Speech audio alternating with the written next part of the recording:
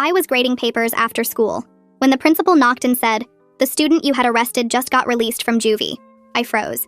He's not supposed to be free for another 6 months. Don't worry, miss. He can't come near the school. There's a restraining order and we have security. But I knew something he didn't. My chest was tightening and I couldn't breathe. The student Parker had whispered to me during his sentencing, "I know it was you, and I'm coming back to prove it." The principal left, and I kept telling myself it would be okay. My door was locked and Parker wouldn't risk coming here. Not one would send him straight back to jail. But then I heard something in the supply closet. Just a small shift, like papers settling. Even worse, the door was slightly open. I always kept it fully closed. Despite my legs shaking, I stood up, grabbing the scissors from my desk drawer. I slowly inched toward the closest, my scissors raised. When I got to it, I grabbed the handle slowly as I could, took a deep breath, and yanked it open ready to swing. But the closet was empty. Nothing but supplies inside. I let out a huge exhale and turned around. That's when I saw him. Parker standing by my desk, holding my gradebook.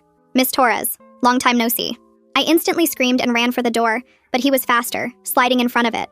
He'd somehow grown in Juvie, gotten even taller and broader, tattooing a teardrop underneath his eye.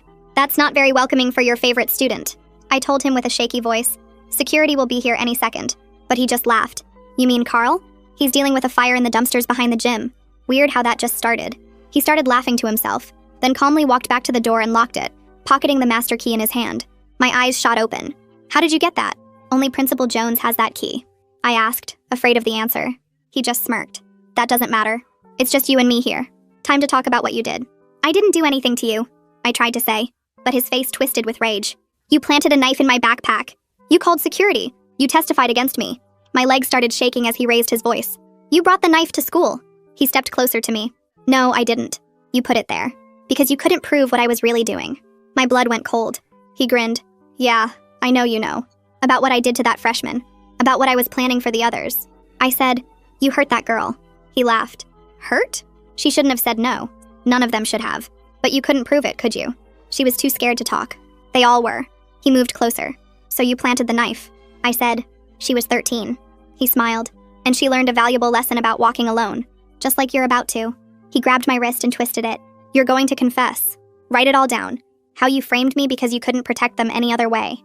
That's when I saw my opening. I raised my knee and drove it directly into his groin. He doubled over instantly, and I just sprinted for the windows, grabbing a chair to smash through them. But he'd recovered fast, tackling me away from them.